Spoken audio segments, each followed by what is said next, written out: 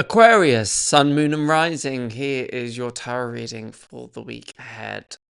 As ever, take what's helpful, leave what isn't, and get the messages to fit into your life rather than trying to get your life to fit around the messages. But I'm sure you wouldn't do that anyhow.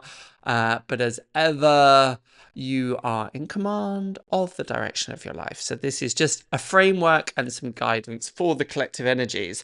So we start with the Hierophant. It's a lovely, lovely card to see. A lot about trust, spiritual trust, connecting with the divine, connecting with the universe, having an awareness and a connection to the fact that you are part of a larger design. I know that may sound a slightly strange turn of phrase, but understanding ultimately that you have support, that you have guidance available to you, even if at times that is not A, obvious, or B, even corporeal, whether it's not tangible. There is always our spirit guides, our helpers, our ancestors, all of those crowding around us, wanting to offer support. Therefore, it's a really good time for prayer this week. Well, it's a good time for prayer all the time, but I would, just as we start moving into Pisces season, which is much more around the kind of intangible, our dreams, the kind of subconscious parts, it is a really, really good opportunity to be connecting with your spiritual practice, for want of a better term. I say that as well in large because you have the Ace of Cups here. Really, really lovely to see the Ace of Cups. The Ace of Cups to me is always the new love card, but it is perhaps the most nourishing and nurturing card within the deck too. Therefore, it's really key that you're prioritizing things like self-care, self-love, all of those things that you are able to luxuriate in. And that may be as simple as a hot bath. That may be, you spend the evening doing yourself a manicure and pedicure, whatever it is, but just some real me time, some real nourishing downtime is essential here. Ask yourself this question, and it may sound a little woo-woo, but ask yourself, what does my heart need? What do I need on an emotional level and a spiritual level? What is my heart indicating here? Is that rest? Is that companionability? Is that relaxation? Is that exploration? Whatever it is, but I just really encourage you, and you may want to do that right here, right now. We can do it together. Is just literally taking that little elevator, and I would suggest you close your eyes, place your hands right on your heart, and just take that elevator down and just go, right, okay, heart, what is it I need more of right now?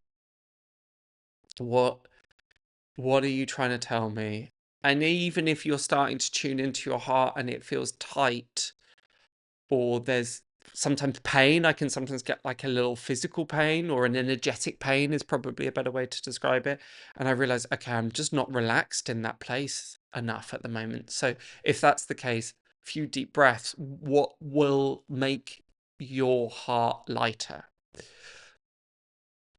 You can carry on doing that if you like. You can pause, or you can just listen with me, but really pay attention to whatever answer that came through. And if there wasn't anything obvious, it's fine. You can do this exercise again, maybe with a bit more stillness. But one of the big answers here too is the Hierophant is the air sign, is the zodiac sign of Taurus. And Taurus is ruled by Venus. And I'm going somewhere with all of this. And Taurus is particularly attracted to beauty. Partly where that connection with the Hierophant energy, it's not the most obvious connection, Taurus and the Hierophant, but one of the biggest links is through this process of beauty. So too is the Ace of Cups, all about beauty. So what is your connection to beauty at the moment? And I don't mean your hair and makeup, although for some of you that might be how it's expressed. It's more, what do you find beautiful? Are you surrounded with beauty? If not, how can you bring more of that through?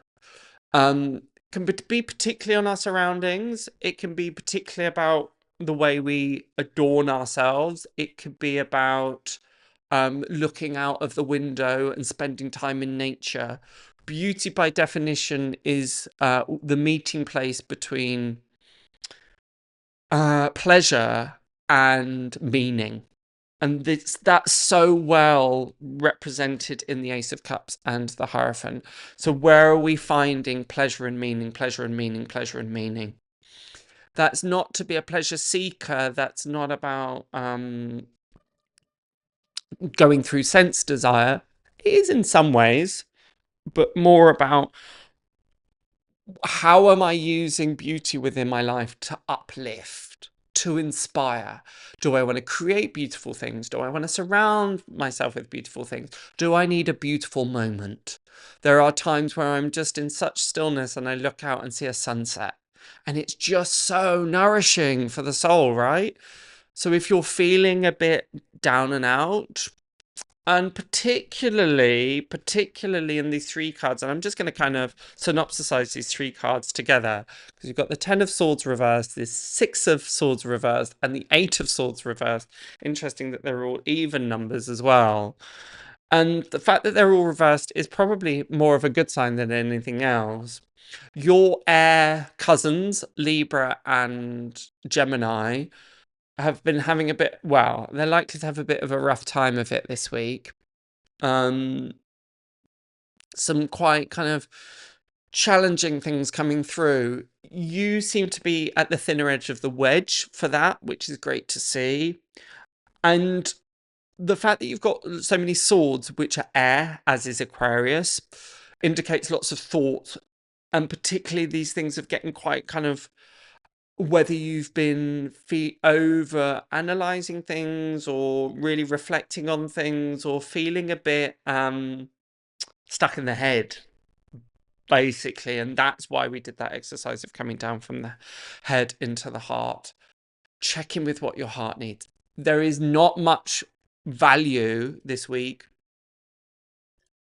to be found in thinking things through, particularly if you're overthinking, particularly if you're feeling a bit mentally stuck this week. And sometimes, I know, if we have kind of pressing deadlines perhaps, or there are responsibilities that we need to complete, it can feel like the biggest waste of time, to be quite frank, to then kind of go, right, I'm going to connect with beauty. when we've got that pile of washing, or we've got that huge in tray, or there's loads of things that need our attention and demanding our attention. Very often that is a fallacy. We often think that things require and have deadlines and are tight. But actually, if we took a step back, if we just chilled out for a moment, if we looked after ourselves for a moment, we'd have much more resource and much more oomph. It's a great word. I love the word oomph. Much more oomph to then get on with what we need to get on with. So please sidestep these shoulds and sidestep giving yourself a hard time mentally. Why? Why are you doing that? What's that going to achieve? A whole lot of nothing, really. There's that wonderful Alan Watts quote, no amount of worrying is going to make any difference to what is going to happen. So it's a thwarted activity. Great. I feel that's quite thorough. If you are hankering for more information, as ever, check out your rising sign and moon sign. If that's a bit of a foreign concept to you, we've got you covered. Just check the pinned comment below, find the link. There you can also sign up for email notifications so that you never miss a reading moving ahead. Let me know in the comments below how your week is looking. Does this reading resonate? What, if so, which? But until next time, have a great rest of the week. Bye. Bye for now.